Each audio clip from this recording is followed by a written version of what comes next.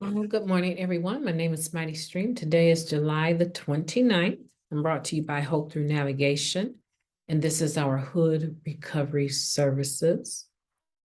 I am going to be doing your July 29th Spiritual Principle a Day in a Meditation. I have not looked at it, and so I want to get in here and see if they're going to give me a break. If they're going to give me a break today, or is this going to be one of those difficult to read, but still nonetheless good to learn from? It looks like it's going to be a bit complicated, but let's give it a go together. We can do anything, right? It's a we program. So let's look at this. Being prudent with our obligations. Oh, this is going to be about money. Okay. We learn to take an obligation thoughtfully to ensure that we can follow through on what we promised. Living Clean, Chapter 6, Money. Looking back at our act of addiction, most of us can see a clear theme. Moderation was not a strength for us. If something is enjoyable, worthwhile, valuable in any way, why not get as much as we possibly can of that thing? The fact that we never seemed to be satisfied was a crippling weakness for most of us. We drew lines in the sand for ourselves over and over, and then we stumbled across them by doing things we said we would never do. In recovery, some of us find our lack of satisfaction can be almost like a hidden superpower. We raise the bar higher and higher for ourselves, leaping over past achievements by doing things we thought we could never do. Being difficult to satisfy can prompt some of us to achieve a lot in recovery. However, we are still addicts, and we run the risk of spreading ourselves too thin. We may be inclined to think of prudence as being careful with our money, which is a difficult lesson most of us must learn at some point in our recovery.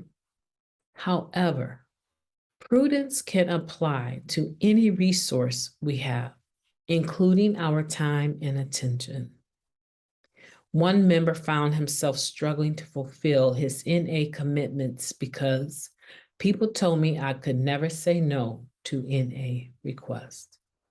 He recalls his sponsor telling him, if you're feeling overcommitted, practice prudence by learning to say no to NA requests that get in the way of fulfilling other commitments you've already made.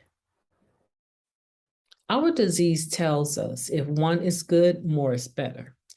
Prudence helps us to say no or not yet when that positive, fulfilling thing we want to do or be doesn't fit on our plate. If we finish what we have, we can go back for seconds. I cannot be everywhere and do everything. I will practice prudence in my commitments by acknowledging my limitations. Ooh. Okay, so this is where I'm at with this one. Because obviously it's taken out of the chapter entitled Money. Chapter 6, the heading Money, I think it's called. And it's talking about being able to thoughtfully consider our obligations so that we can keep them. We can keep our commitments. And then it goes into discussing how one is too many and 1,000 is never enough. We say yes to this because it feels good, seems like the thing to do. And then somebody else comes along and says, can you share? I was asked to share today, as a matter of fact. And I was almost positive when the person called me that I had not agreed to share today, but I couldn't remember. And I wanted to give myself time to think because I thought that I had a commitment to share for this particular group on the books. But of course, at this moment, because my reminders are in my phone, I set them when I make a commitment, I set a reminder depending on the risk level of the commitment, right? They're all important, but just depending on how much time I need in advance to be ready for the commitment. So some commitments, I'm fine with having a reminder 30 minutes before the Zoom meeting starts. Some things require that there's money in the bank, or that I have to get the car fixed, or there's things I need to do and I need reminders out, 2 weeks leading up to it. Every, other day I might have a reminder set in there, because I'm also a person that sometimes I get so much in my phone that I don't look at it detailed. So I was sure that I had committed to share for this group, but I didn't think it was something that was going to be on my plate anytime soon. So I was amazed that they were calling me and asking me. And I told them, you will be so proud of me, you guys. This is what I said in the spirit of this reading today, right? That if we've made another commitment, don't make any other ones that will conflict with that commitment, okay? So I said, gee whiz, I'm not really sure what my calendar looks like. I have something that I need to do right now, which was a true statement, a very serious doctor's appointment. And sort of whatever results from this appointment will determine what I'm able to do or not do. And then, I was kind of like leaning into that kind of halfway yes, halfway no. Let me see how this doctor's appointment goes. It's 3 days away, so I might be able to actually do this for you. Then something said, no. You know darn well, even if you don't have a serious result, that you're not in the spiritual frame of mind to share right now, because you have a lot on your plate. Just tell him you have to pass. And so I said, the more I think about it, I would have to say, I'm not available. It's too short of a notice. I'm not available.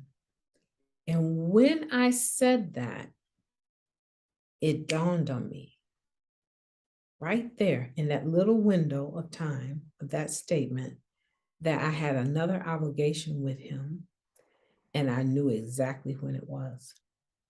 I said, I thought we had agreed that I would speak for this group the first Friday after my clean date, the first Friday in September. You know what, Mighty Stream, you're right. Do you see how quickly someone else's emergency was going to throw me off kilter on what I had agreed and not agreed to do? You have the right to live a practical, spiritual life. You have that right, but you also have that responsibility. Try to make commitments only after you have given them thought. And when you get done making that commitment and you feel that this is an honest commitment that you can make, you need to set your reminders.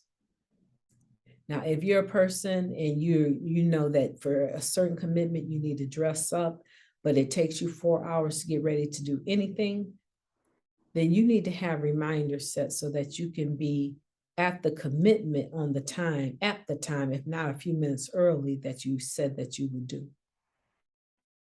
Right? So I want that for you. I want you today to think about, what false commitments have I made? And then I want you to go back. If the risk level is not too high, I'm not talking about just trying to wiggle out of stuff because you don't want to do it. What commitments did you make that you didn't really give them a lot of thought? You were just people pleasing and you didn't know how to say no. Give them time to revamp that. I want you to go back and talk to them. Say, that topic is not really like my go-to topic. I'm not really good at talking about relationships. I am, however, good at talking about sponsorship. Well, that's a relation. Oh, yeah, I can work that in, right? Figure out what really is practical and spiritual for you and stick to that. When you stick to what God has called you to do, that 11th step, you're going to receive the power. You're going to receive a knowledge of his will for you, the power to carry it out. That 11th step prayer. And when you go to carry it out, people are going to believe that you were born to do just that thing. My name is Mighty Stream, and I am being prudent with my obligations. I hope that you're going to do the same.